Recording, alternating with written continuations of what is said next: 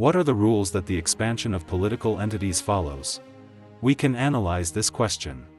Throughout history, the scale of conquests has typically reached the limits set by the prevailing conditions of transportation and communication. Where the hardware conditions of governance and communication permitted, the political entities of such scope would soon emerge. This is a rule. Here's an example. Over 2,000 years ago, there was a king named Alexander in Macedonia. He became king at very young age and was very ambitious. He fought with Persia. When he got to Persia, he heard there was a land to the east called India. And beyond India lay an ocean to the east, which he thought was the end of the world. In his knowledge, the world consisted of 3 continents: Asia, Africa and Europe. At that time, he believed that the world was made up of these 3 continents.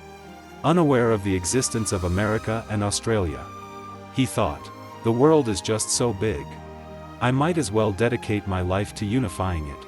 You see, over 2 millennia ago, a man harbored dreams of world unification. Thus, he relentlessly pushed his armies eastward, until he reached the upper reaches of the Indus River. There he couldn't push further. What was it that stopped him in his tracks? It wasn't lack of will or inability that stayed his hand. He was a conqueror without peer. Yet, his conquests proved as elusive as corn husks in a bear's paw. He could peel them away, but could not keep what he had won. He conquered many territories, but the area he could actually control was only a small region around him, for unable to maintain contact with other regions. The transportation and communication conditions at that time did not permit a wide-ranging administration. Despite the magnitude of his conquests, the expanse he could truly administer remained quite small. Therefore, he reasoned, it seems no matter how much territory I claim, my rule extends only so far.